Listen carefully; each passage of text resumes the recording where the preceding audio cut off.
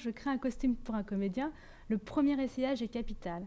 Il faut vraiment expliquer au comédien pourquoi il porte un costume avec des grandes manches ou au contraire assez court. Donc j'essaie vraiment d'expliquer à chaque comédien l'essence même de son costume qui correspond en fait à son personnage. Le comédien est fragile, il a besoin de se sentir très à l'aise dans son costume et d'être sûr que le costume va dans le sens de son personnage.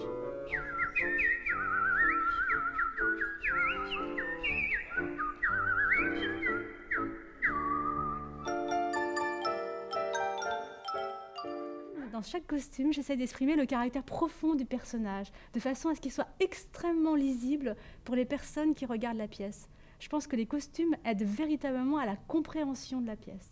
Chaque tissu va exprimer quelque chose de différent, quelque chose de très sensible. Et je pense que le spectateur va être tout à fait touché par ce qu'exprime le tissu. Le dessin, les matières, les couleurs, et puis ensuite évidemment il faut couper le tissu et puis après les assembler, les coudre. Donc il y a un travail de modelage à faire et puis un travail de couture et à ce moment-là on essaye sur le comédien pour voir comment ça se passe. Il faut rajuster, raccourcir les manches, au contraire les rallonger, remonter les dentelles sur le cou, rajouter des détails. Il y a un très très gros travail de matière et de recherche de couleurs.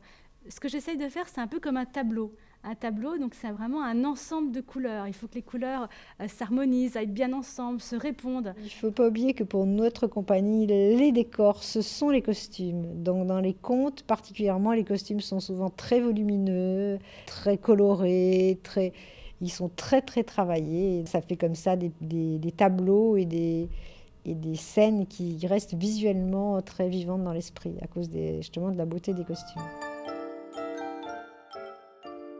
Je vais refaire parce que je crois que ça suffit.